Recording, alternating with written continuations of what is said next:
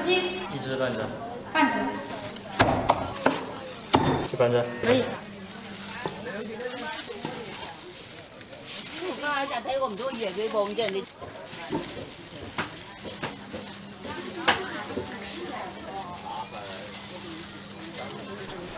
这些都要吗？要。上面。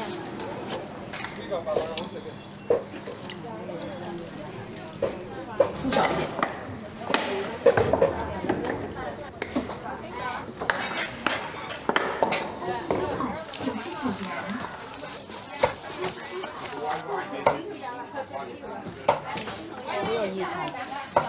不要咁薄嘅吓。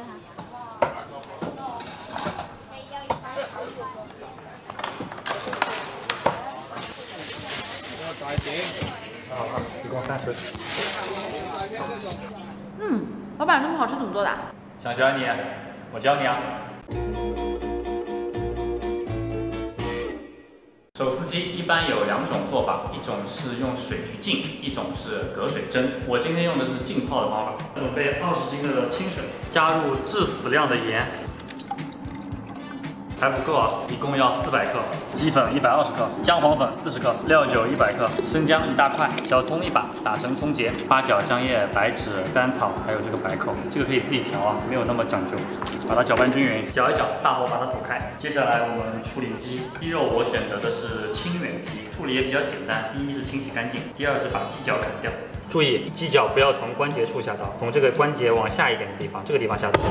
这样它就不会卷起来，上面的肥油稍微的去一下，对，这样就处理完了。水煮开之后，我们可以把鸡放进去，我们用手提着鸡脖子，这样放下去，稍微转一下，提起来，立刻就把鸡皮收紧了，然后再转一下。这样的动作要重复3次，一般叫做3提3放，这样能够让热水进入鸡的腹腔，保持内外成熟度一致。大火继续煮3分钟。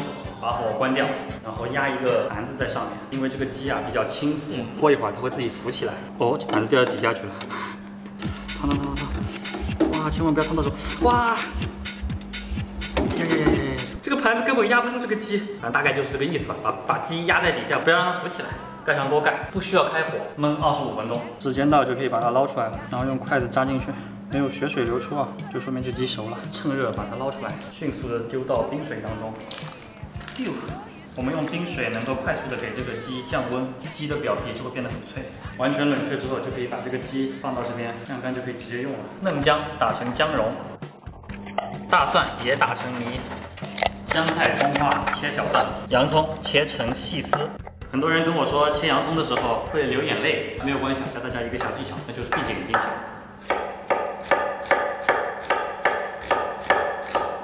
我能够和姑姑在一起，有左手和没有左手有什么分别呢？没有流眼泪，真的。开玩笑的啊，大家注意安全。准备一些盐焗鸡粉、香油和香醋换到矿泉水瓶子里。香醋为什么要单独装？是因为有很多人不爱吃香醋。这世界上居然有人不爱吃醋。我不爱吃。小火。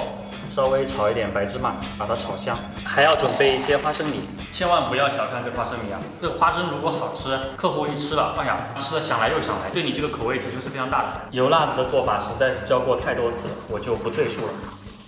接下来我们准备一个川味的酱料，生抽100克，香醋50克，花椒粉40克，白糖50克，芝麻酱80克，红油250克，煮鸡的鸡汤100克，把它搅拌开啊。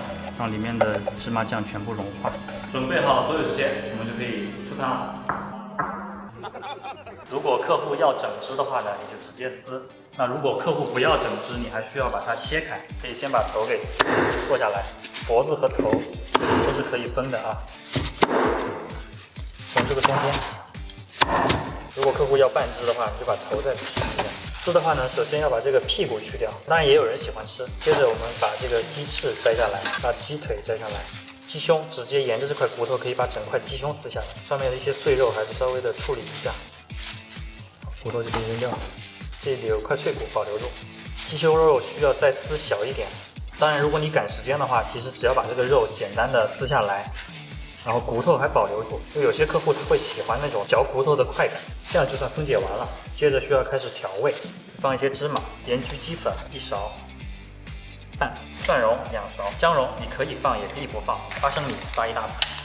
多抓一点。小葱、洋葱、香菜，有很多家加香菜都要加钱，就很嚣张。那如果客户喜欢吃辣，就少来一点，再少一点点醋，再来一点点的香油，把它搅拌均匀。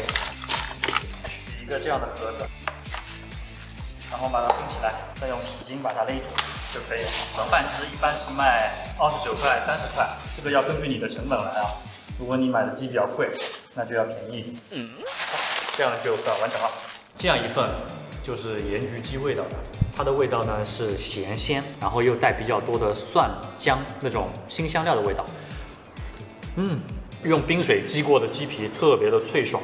川味的酱就更加简单一点，一点点花生米、葱花和香菜。我们这个川味的酱一定要搅拌均匀啊，因为里面有麻酱会沉到底下，然后满满的捞上一大勺。这个就变成了一个带甜味的麻辣酱，这样就可以了。它有点甜，然后又带点麻酱的味道。这个有点像四川的那种口水鸡的味道，完美。